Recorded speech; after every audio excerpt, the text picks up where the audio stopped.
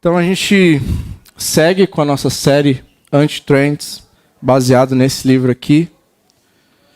A gente está no 6º domingo e a gente vai falar hoje um pouco acerca do discipulado e a igreja. Então a gente não tem um texto base, né, onde a gente vai ler e vai discorrer sobre ele, como o Rodrigo às vezes faz, né, e como a gente costuma fazer nas nossas séries expositivas. Né, a gente deu uma pausa em Marcos, né, onde a gente faz normalmente a gente tem esse costume do estudo, né, indutivo, e a gente faz ali versículo a versículo, capítulo a capítulo.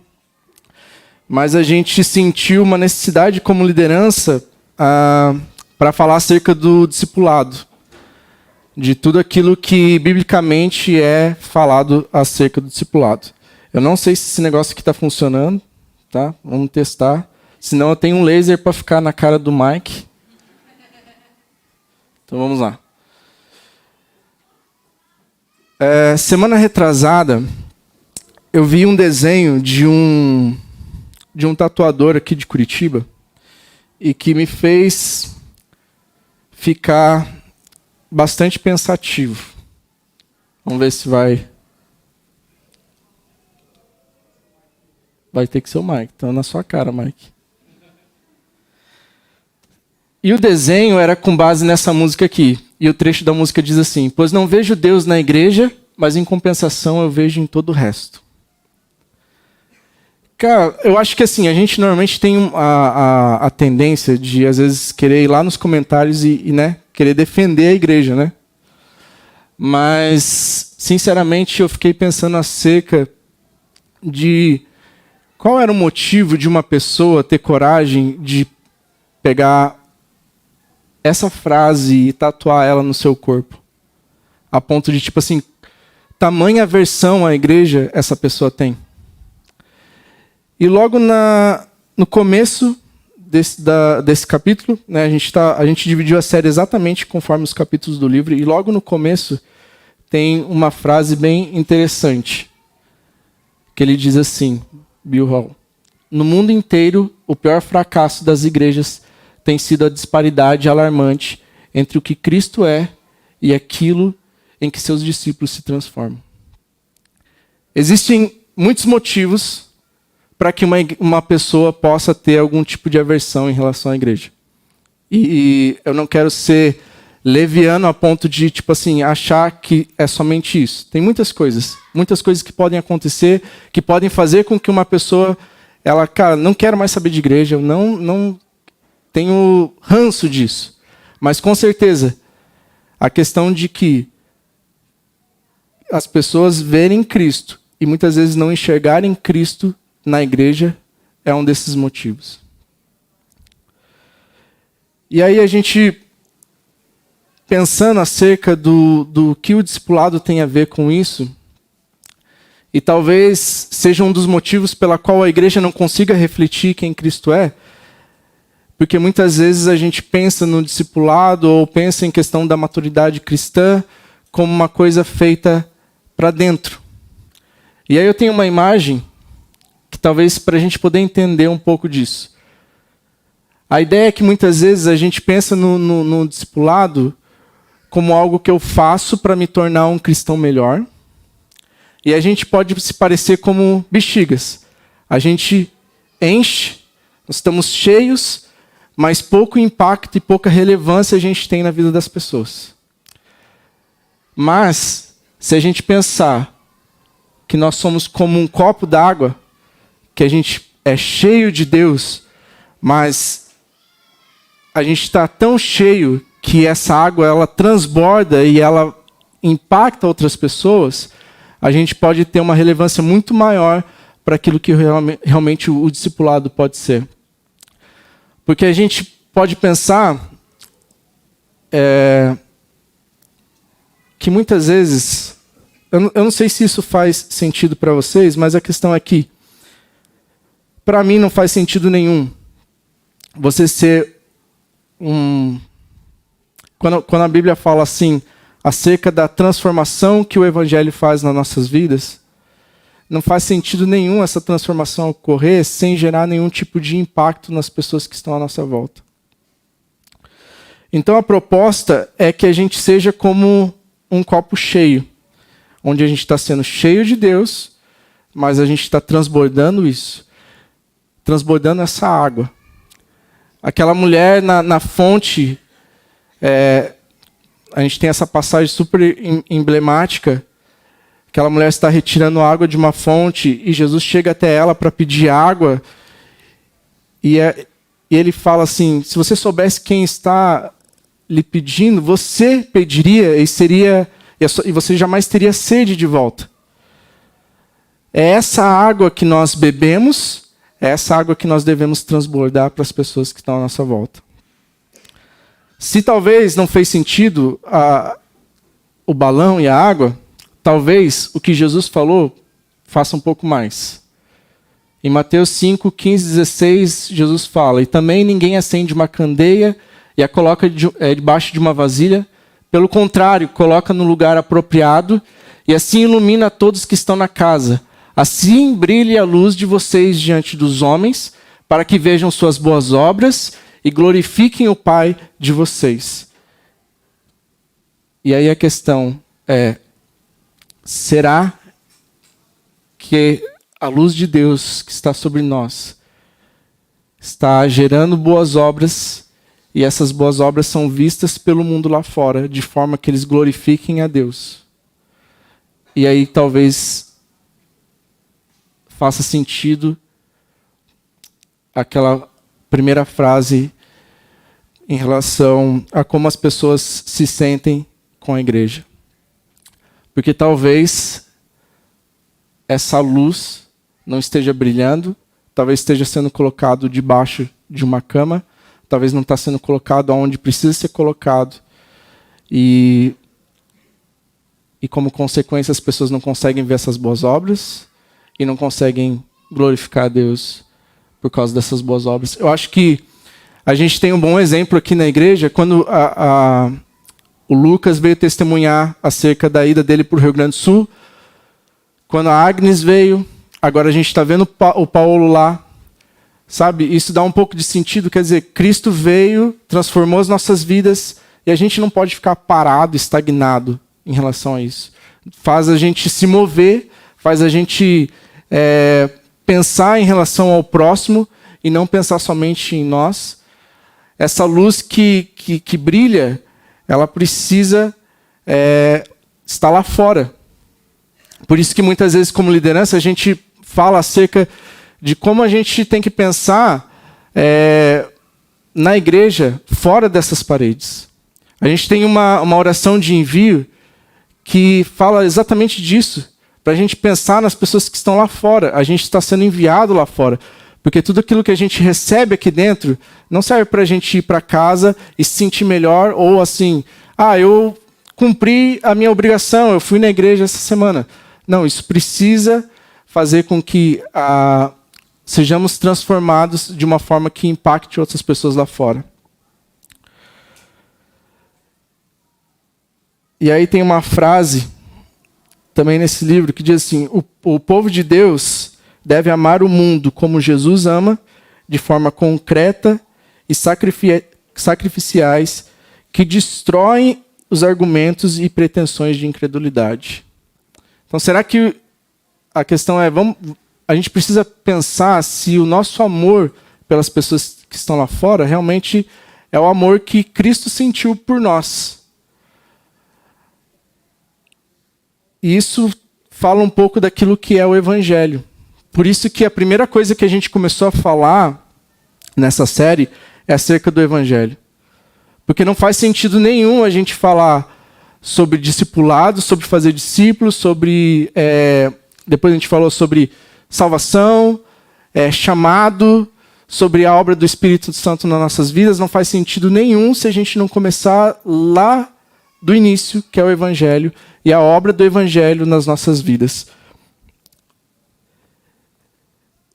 Durante essa semana, eu fui apresentado a esse livro, O Evangelho Acima de Tudo.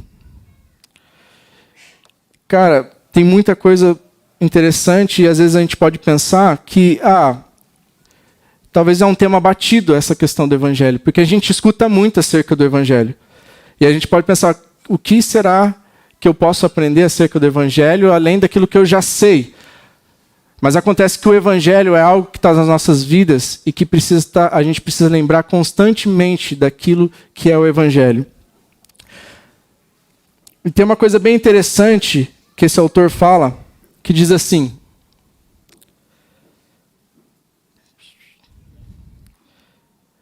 pense nisto. O evangelho é a única coisa no Novo Testamento,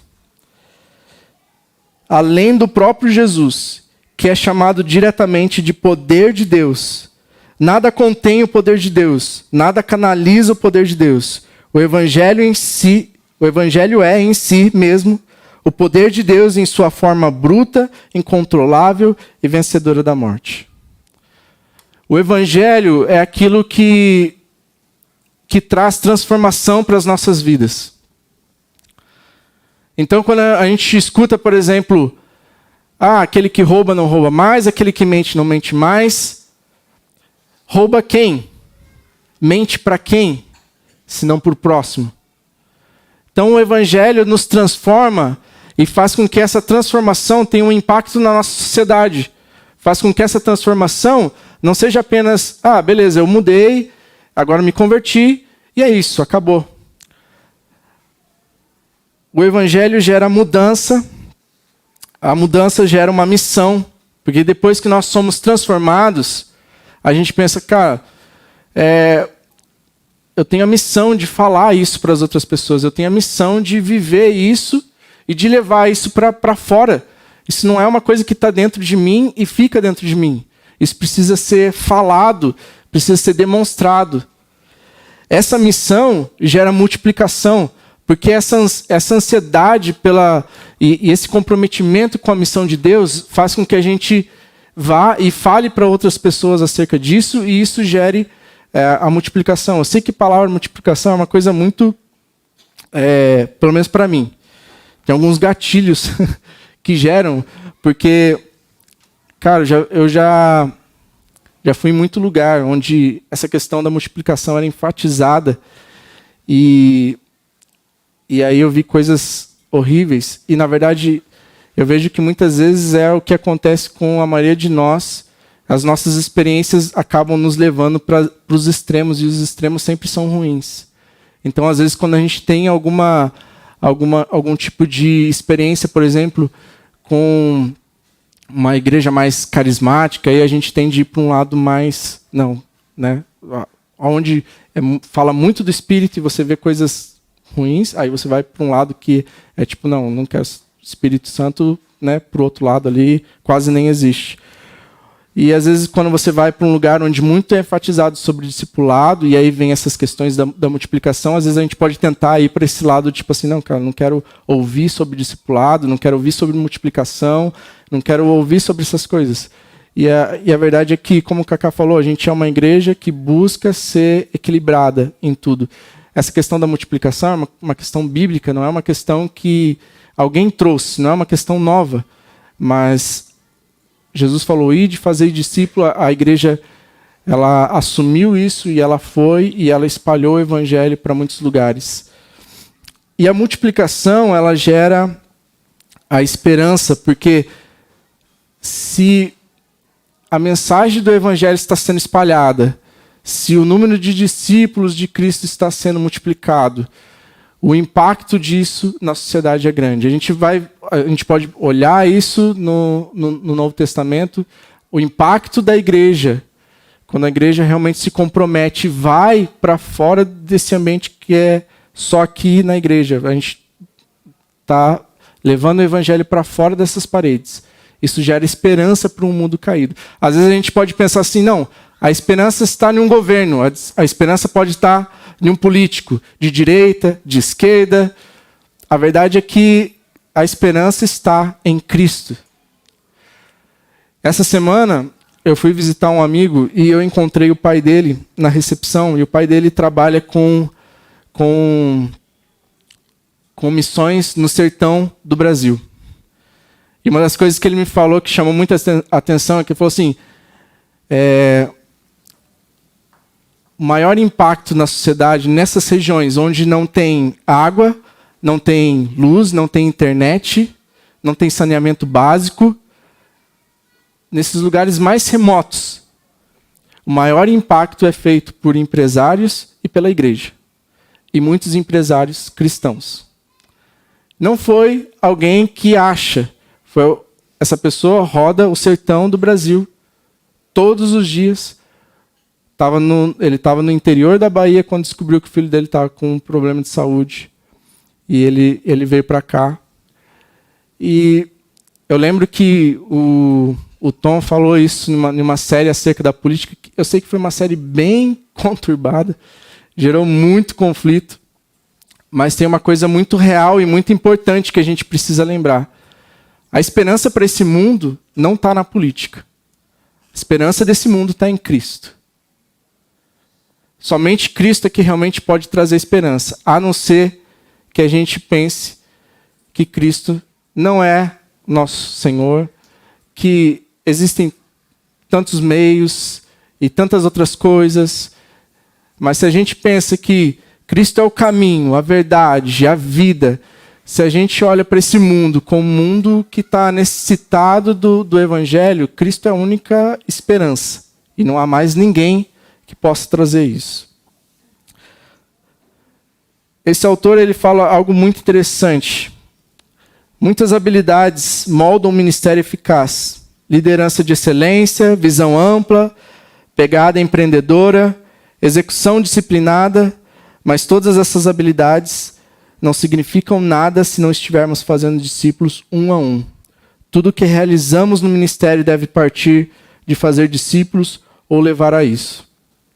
A gente,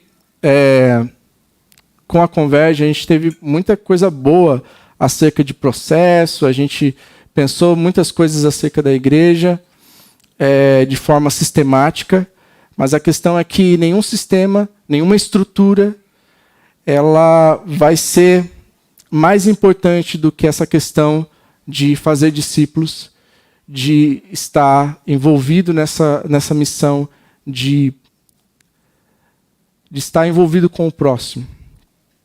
Às vezes a gente pode pensar... algumas pessoas às vezes afirmam assim, Paulo levou o evangelho para a Ásia Menor, por toda a Ásia Menor.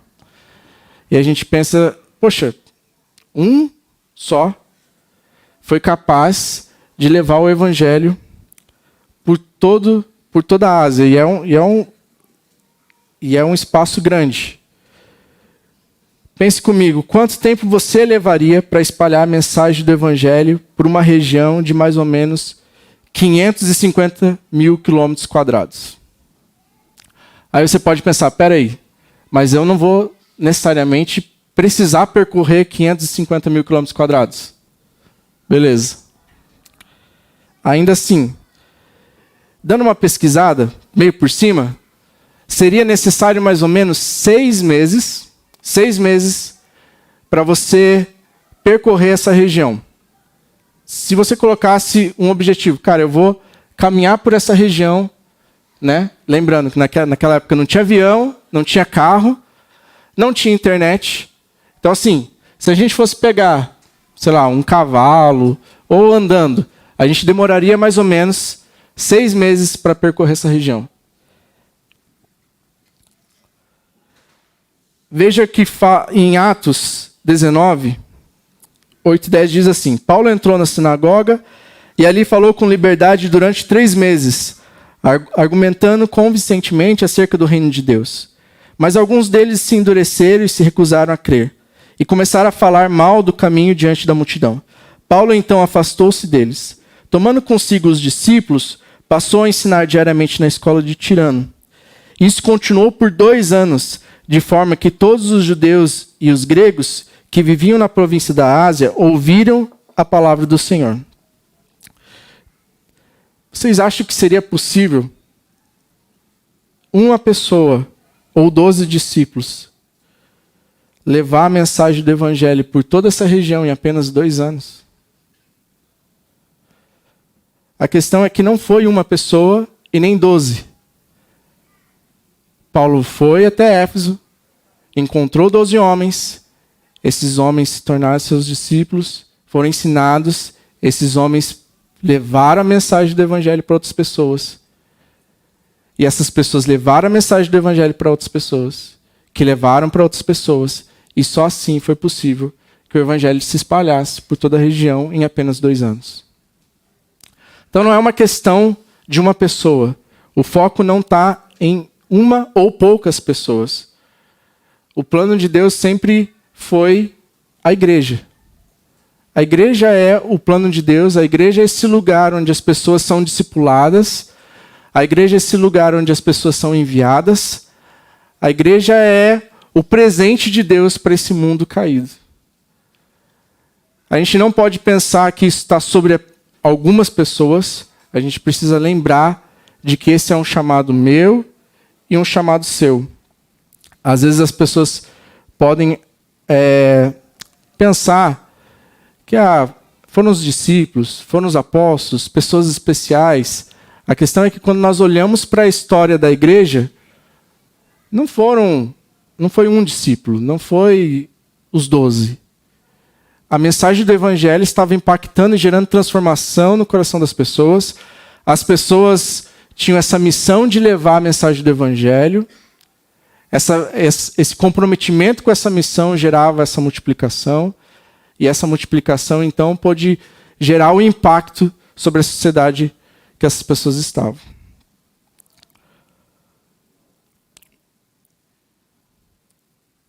Mas, por que será que o discipulado ele caiu em desuso? Ou tão pouco falado? Ou por que será que a gente talvez... discipulado...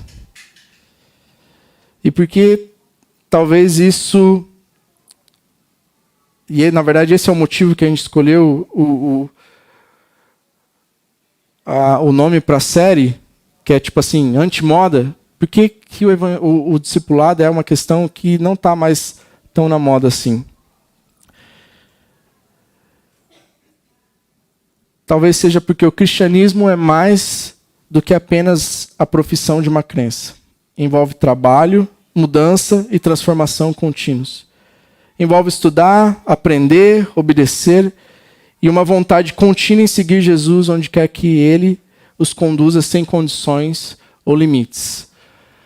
A questão do discipulado, se a gente for pensar não só no discipulado como um treinamento que a gente faz aqui, mas o discipulado de, uma vida, a gente está numa vida relacional uns com os outros, e nesse processo o discipulado ocorre assim como aconteceu com Jesus, porque Jesus não pegou os seus discípulos e levou para um lugar e falou assim, sentem aqui e aprendam de mim, e a gente vai se encontrar aqui toda sexta durante 1 hora, mas o que a gente vê é que Jesus chama os seus discípulos para caminhar junto com ele, e durante essa caminhada com eles, ele vai falando com eles, vai demonstrando coisas, vai fazendo coisas, e aí sim, o discipulado vai acontecendo. Então a proposta do discipulado é essa caminhada, é o dia a dia, é o relacionamento que acontece durante a semana. E não apenas um dia que a gente se encontra e fala sobre alguma coisa específica. Então isso envolve se mover. E muitas vezes a gente fica, é complicado. Se doar, se dar, é um tempo que eu tenho que, reservar um tempo para estar com alguém. Então, às vezes, o discipulado acaba não sendo tão atraente porque realmente envolve uma questão de um esforço em direção ao próximo. E aí a gente, às vezes, pode ser tentado a ter um crescimento dentro da igreja que é mais por uma questão de adição ou de transferência, porque vem pessoas de outra igreja, ou porque tem pessoas que simplesmente caem de paraquedas, do que realmente por uma questão de multiplicação. Porque a gente está levando o evangelho, a gente está alcançando pessoas estão vindo, e aí pessoas estão falando do evangelho, falam para os seus amigos, e falam para quem está no trabalho, para quem está na faculdade. Às vezes a gente pensa em uma estrutura que ela gera isso, um crescimento por adição. A gente pode preparar um palco, a gente pode preparar uma boa música, a gente pode ter um pregador excelente, E aí as pessoas vão vindo, simplesmente. Sem ao menos a gente saber quem são elas. Elas entram e saem. Eu lembro quando a gente começou o nosso processo lá para pensar acerca da igreja, a gente se deparou com essa situação. Como a gente se perguntou, como as pessoas chegam na nossa igreja? E a gente tinha essa situação, pessoas chegam pelo Instagram, pessoas chegam, né, do nada, e isso nos fez pensar acerca de, cara, o que a gente precisa, o que a gente tem que fazer para poder alcançar pessoas. E não simplesmente ver pessoas vindo aqui todos os domingos e, sabe, sem nem nada ser feito. Eu falo para o Kaká, a gente tem uma escola aqui do lado da igreja. Cara, o que a gente pode fazer por essa escola? Sabe, tem dezenas de jovens que passam por aqui. Centenas de jovens que passam por aqui. Todo dia na frente dessa igreja. Sabe, o que a gente pode fazer por eles? E ao mesmo tempo, o que eu posso fazer por aquela pessoa que eu estou lá no meu trabalho, que eu estou na faculdade? Como eu posso levar o evangelho para essas pessoas? Como eu posso ser relevante para essas pessoas? Como eu posso mostrar Cristo? Como eu posso brilhar a luz de Cristo para esse mundo? E essa questão nos faz pensar um pouco acerca da igreja. E eu queria que a gente olhasse um pouco sobre a igreja de Atos. E algumas coisas importantes que haviam nessa igreja. Atos 2, 42, 45 diz assim. Esse é o começo da igreja, tá? Primeira igreja nascendo aqui em Jerusalém. Eles se dedicavam ao ensino dos apóstolos e à comunhão, ao partir do pão e às orações.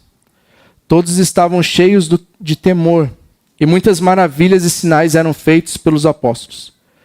Todos os que criam mantinham-se unidos e tinham tudo em comum. Vendendo suas propriedades e bens, distribuíam a cada um conforme a sua necessidade. Todos os dias continuavam a reunir-se no pátio do templo. Partiam o pão em suas casas. E juntos participavam das refeições, com alegria e sinceridade de coração, louvando a Deus e tendo a simpatia de todo o povo. E o Senhor lhes acrescentava todos os dias os que iam sendo salvos. A igreja começa assim.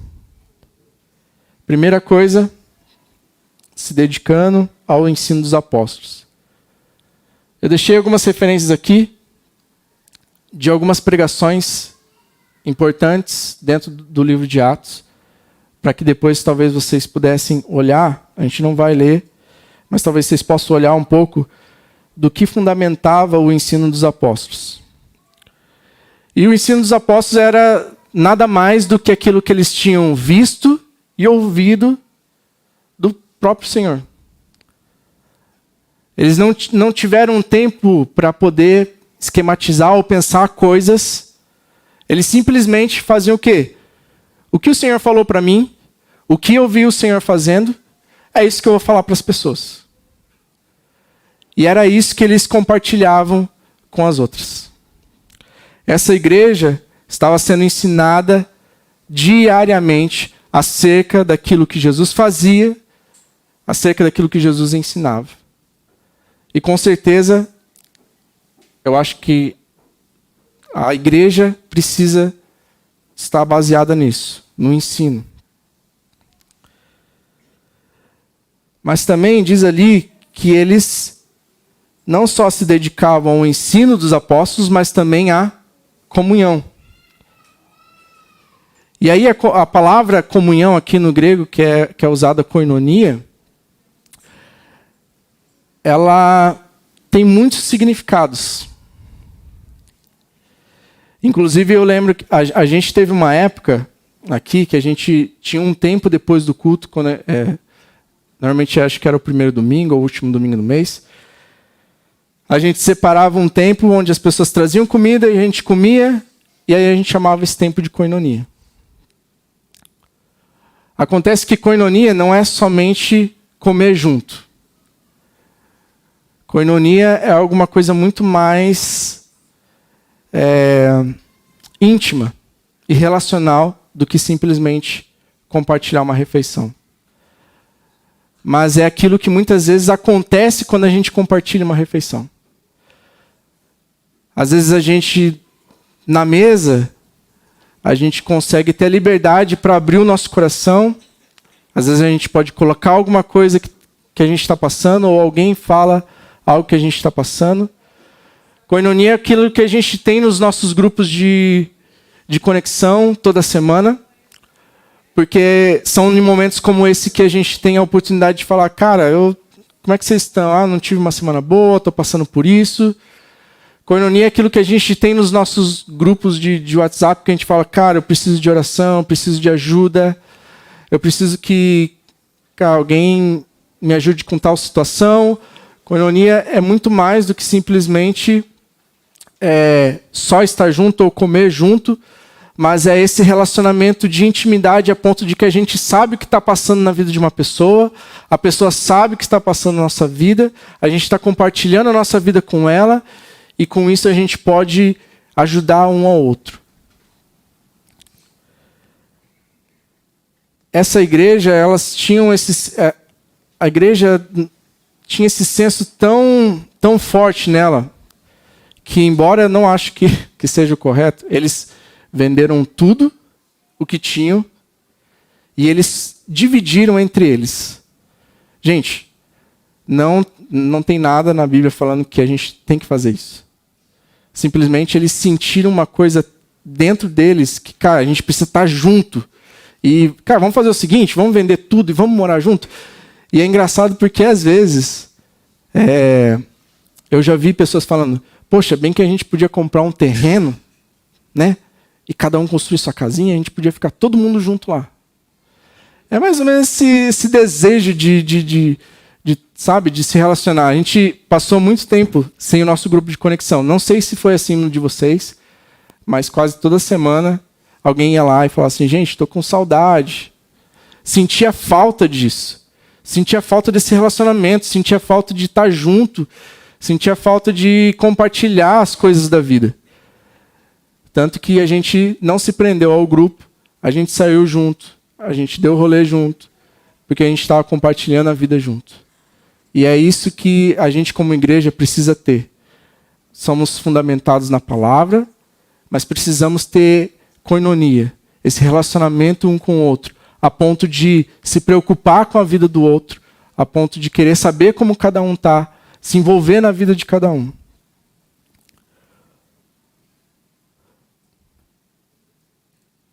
Mais uma coisa interessante, eu não vou falar de tudo, mas mais uma coisa interessante, eles estavam cheios de temor.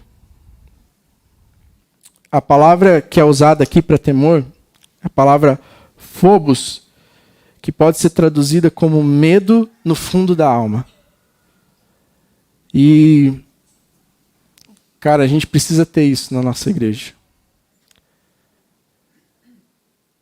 Talvez é uma das coisas que mais falta na igreja, talvez o temor de Deus. No nosso coração, porque a gente vê tantas coisas que a gente pensa, poxa, se essa pessoa tivesse o temor de Deus no coração dela, não iria por esse caminho. Esse temor, essa palavra, é a mesma que é usada, por exemplo, quando os discípulos veem Jesus caminhando sobre as águas. Esse temor é a mesma palavra que é usada nesse trecho. É a mesma palavra que é usada quando Jesus acalma a tempestade e os discípulos falam, quem é esse que até a tempestade lhe obedece? É desse temor que a gente precisa estar cheio. Esse temor dentro de nós, ele também pode ser traduzido ou considerado como uma sensação de maravilha, de você estar maravilhado diante de alguma coisa. E essa sensação de estar maravilhado gera em nós louvor e adoração. É isso que ali fala.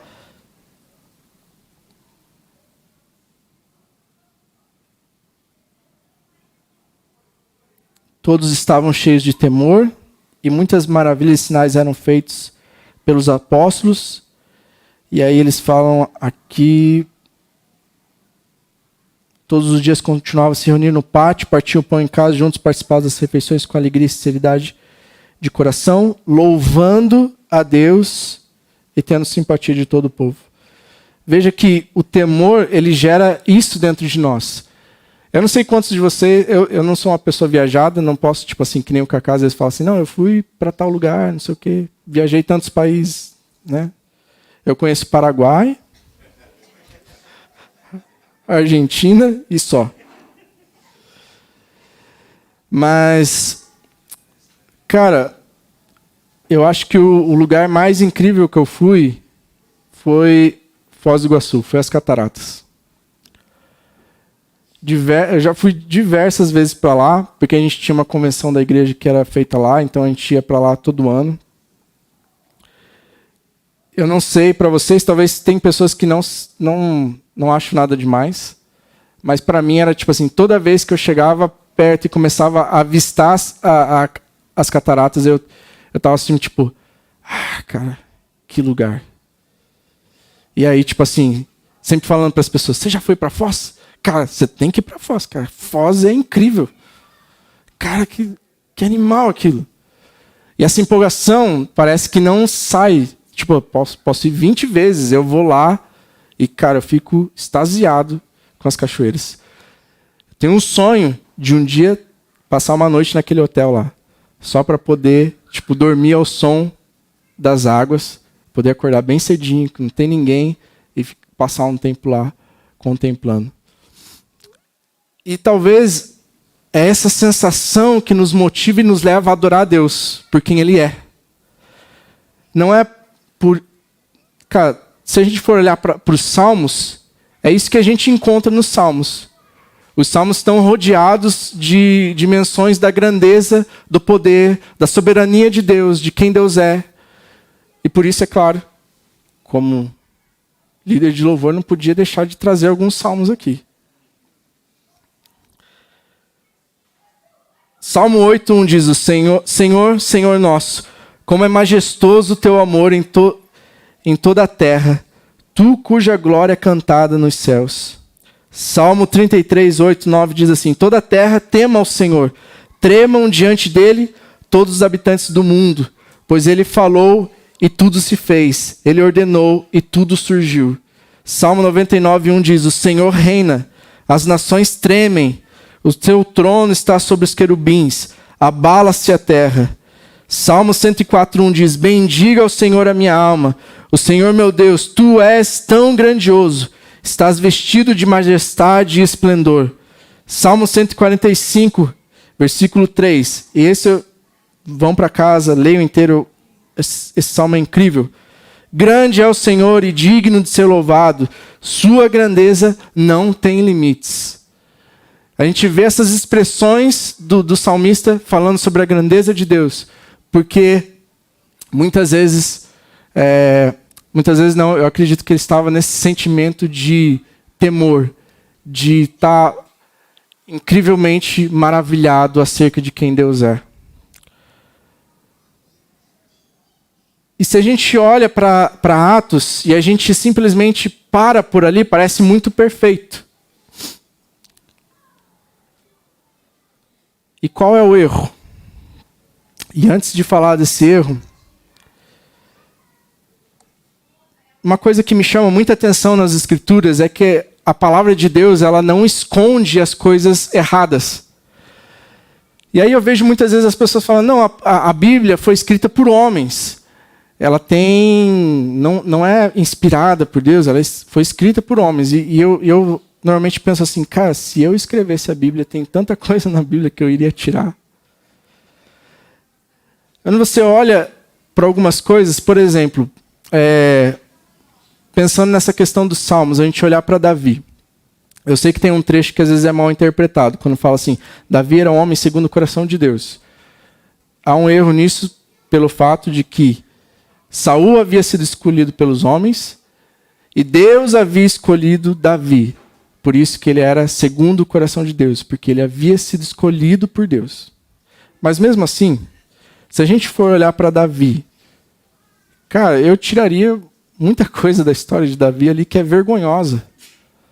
Você olha um homem, cara, tão importante na Bíblia, mas um homem que cobiça uma mulher e por vontade de ficar com ela, manda o seu esposo ir para a guerra para que ele morresse, para que ele ficasse com ela. Cara, eu tiraria essa parte da Bíblia.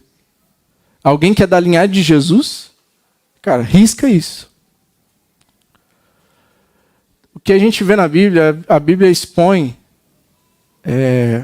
não só os acertos, mas os erros, às vezes até de homens que são considerados homens de Deus. Porque essa é a verdade acerca de nós. E às vezes essa é a verdade acerca da igreja. Eu não queria te desmotivar ou te desencorajar, mas assim, se você colocou um ideal de igreja na sua mente, saiba que você nunca vai encontrar essa igreja desse lado da eternidade. Porque a igreja é feita de nós. Pecadores, falhos. E às vezes eu vou falhar contigo. E às vezes você vai falar comigo. E se eu não entender que a igreja é feita de pessoas que são falhas, eu vou sair dessa igreja e vou procurar um outro lugar. E talvez eu vou encontrar os mesmos problemas. E aí eu vou para outra igreja. Eu vou encontrar outros problemas e vou para outra igreja. E a verdade é que ou a gente abandona isso e a gente vai tatuar no nosso corpo aqui que a gente não viu mais Deus nas igrejas. Ou a gente precisa entender que a vida cristã é isso. A gente fala muito que a igreja é uma família. Se a gente for pensar nisso,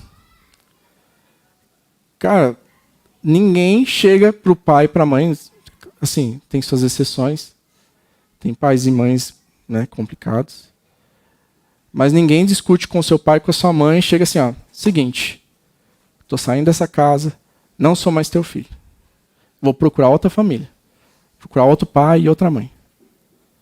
Às vezes na adolescência tem uns que chegam à beira disso. Ou ninguém chega, discute com seu irmão e fala assim, é o seguinte, tu não é mais meu irmão. Eu vou procurar outro irmão. Cara, eu lembro que em casa eu tinha algumas discussões com as minhas irmãs assim, que depois eu parava para pensar e, cara, que vergonha que eu sentia. Sabe, coisas bobas, coisas tolas, sabe? E é isso. A vida em família é isso. A vida em igreja vai ser isso. Uma vez, eu e minha irmã, a irmã do meio, minha irmã mais nova era tipo mais ou menos uma boneca para mim. Então eu cuidava dela assim, né? A minha irmã do meio já era tipo assim, cão e gato. Então que a gente brigava, mas brigava muito. Eu lembro de uma vez o vizinho falar assim, o que está acontecendo aí? Eu estava com um cabo de vassoura escondido, falando, se tu falar alguma coisa, eu te arrebento. Verdade, confessando meus pecados. Aí ela falou assim, nada, eu caí. Mas um dia, a gente estava no tubo, e minha irmã se desembestou a entrar no ônibus. E eu e minha irmã ficamos no tubo. Eu, minha irmã! Porque, cara, por mais que a gente se desentendesse, por mais que a gente tivesse as nossas implicâncias, por mais que a gente tivesse, sabe? Eu amava minha irmã. Eu amo minha irmã. E aquele momento em que tu pensou assim, porque eu ainda era criança e eu pensava assim, pronto, perdi minha irmã. E eu pensei, cara, não posso viver sem minha irmã. Só que hoje parece que a gente abandona as coisas muito mais fácil. Sabe? Simplesmente, cara, não está satisfeito? Sai. Não está satisfeito? Eu saio. Se desentendemos? Estou fora. E é incrível quando a gente vê que pessoas estão amadurecendo e elas podem muitas vezes discordar, elas podem discutir, elas podem entrar em conflito e mesmo assim serem irmãos. Eu lembro que uma vez a gente estava aqui na igreja e a gente estava jogando, nem lembro o que era. Cara, essas coisas sempre dão algum problema. Não é a primeira vez que a gente está jogando e alguém tem seus ânimos aflorados. O velho homem renasce. E eu lembro que, tipo assim, a gente estava de boa e, de repente, cara, alguém começou a discutir. E eu vi que um foi para um lado, outro foi para o outro. A esposa de um foi lá. Cara, você tem que se reconciliar, cara. Você não pode fazer isso. Aí a esposa do outro. Cara, tu falou isso para ele. Que isso? Ficou tipo assim, eu não vou dar meu braço a torcer. Mas aí foi.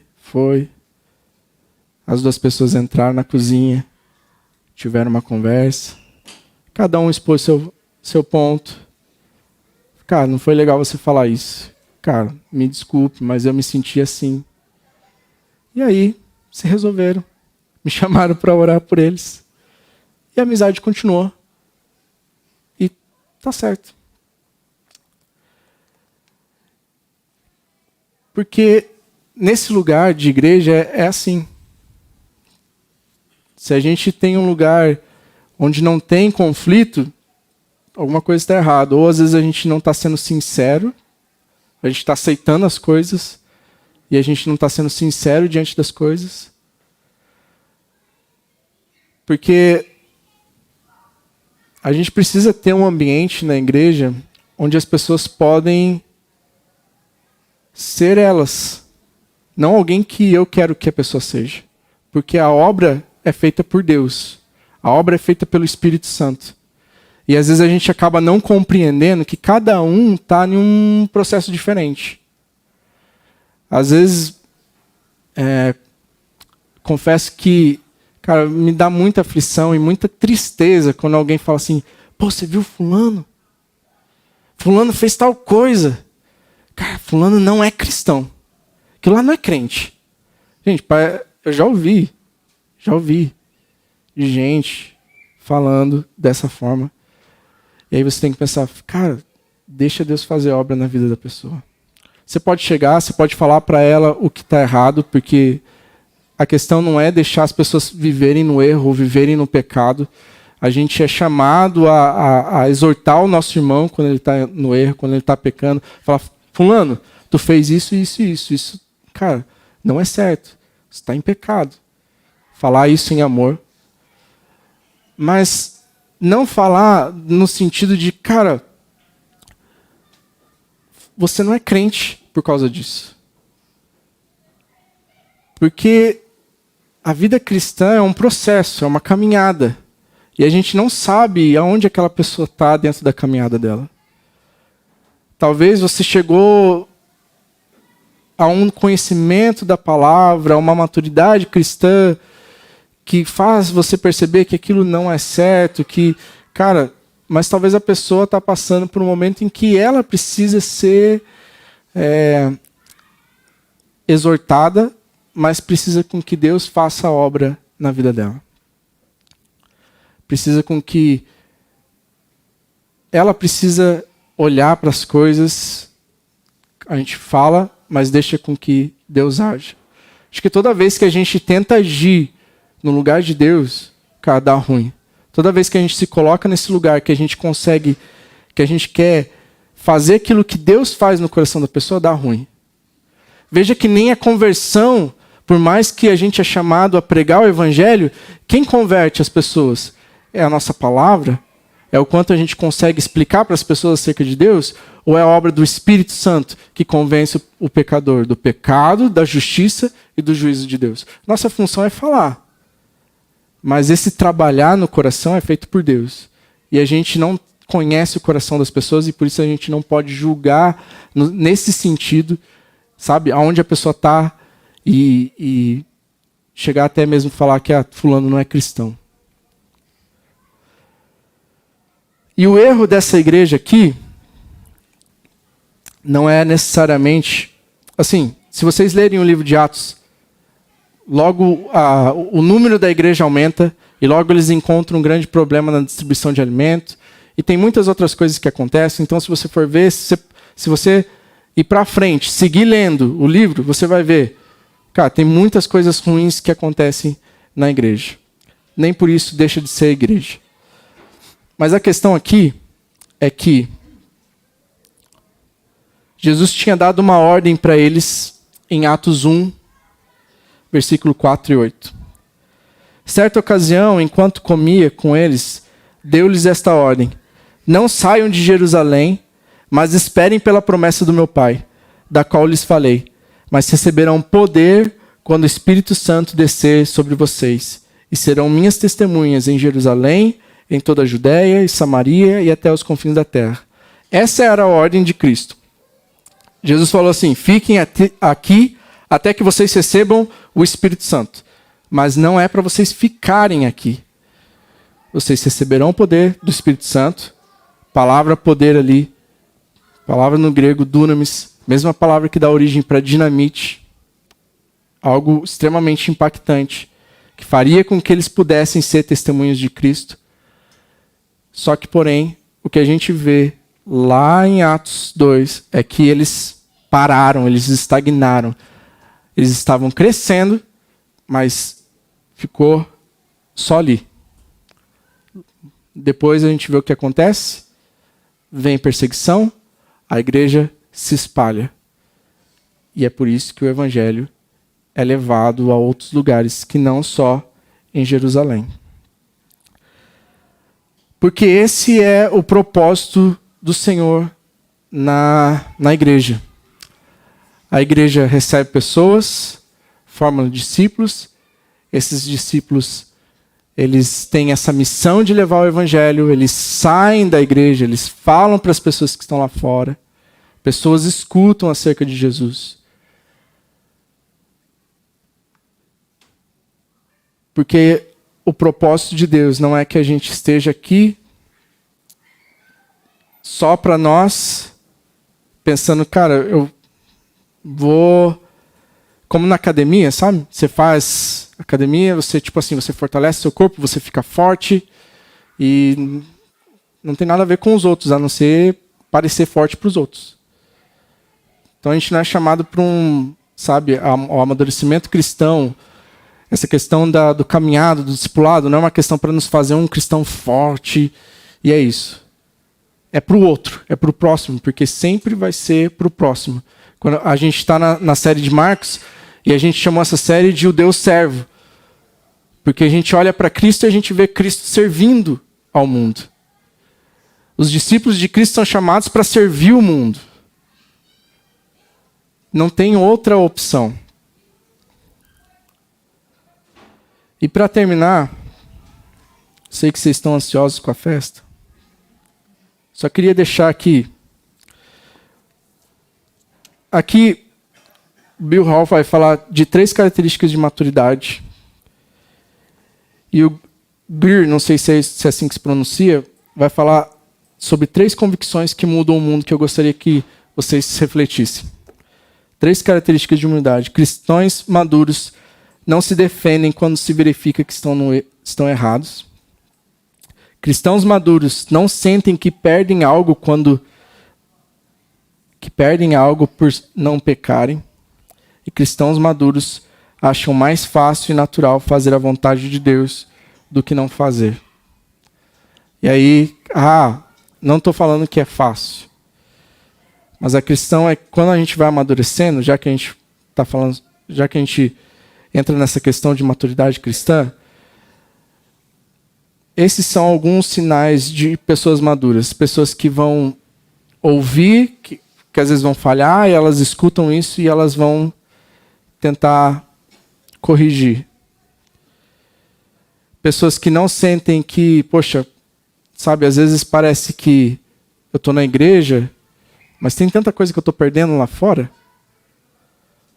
Pô, né, eu podia estar assistindo o jogo, podia estar numa série Netflix, Ou até mesmo essa questão do discipulado feito para o próximo. Cara, eu tenho que se encontrar com fulano. Poxa, podia estar em casa, dormindo. Não sinto que isso é que eu estou perdendo alguma coisa. E eu não sinto que, ou não deveríamos sentir, na medida que a gente vai amadurecendo, que fazer a vontade de Deus seja algo tão difícil. É difícil. Mas sabe quando você faz o contrário que é a vontade de Deus e seu coração queima? Tipo, cara, poxa, isso aqui não é legal. É nesse sentido. Dificuldade a gente vai ter. Tem coisas que, cara, são complicadas. Eu lembro de uma vez, antes de estar integral no ministério, eu trabalhava com o sistema e tinha acesso ao banco de dados dos clientes. E uma vez eu fui lá e, drop table. Apaguei a base do cliente. Inteira. Sem backup nenhum. Como foi difícil. Falo ou não falo? Falo ou não falo? Porque se eu não falasse, ele não iria descobrir. Podia falar. Ele podia chegar lá, acessar e falar, cara, não tem nada aqui. Que coisa. O que será que aconteceu? Mas eu sentia tipo assim, cara, tu é crente. Tu não vai falar a verdade. E eu pensei, mas se eu vou falar a verdade, eu vou perder meu emprego. E eu fiquei naquele conflito de fala a verdade, fala, não fala. Eu falei, mano, se isso custar meu emprego, beleza. Eu vou falar a verdade. Porque eu quero ser cristão de verdade. Aí eu cheguei e falei, cara, eu liguei pro dono da empresa e falei, seguinte, estava fazendo tal coisa e dei um comando aqui e apaguei tudo. E aí já, tipo assim, pronto para ouvir, né? Xingar e esculachar e pedir minha cabeça. Aí ele falou assim, muito obrigado por falar a verdade. Cara, acontece. E eu, Cara, e às vezes é isso. O sentimento de que, tipo assim, eu tenho que fazer a vontade de Deus e fazer aquilo que é certo, tem que ser mais forte do que, tipo assim, aquilo que é errado. Vai ser difícil.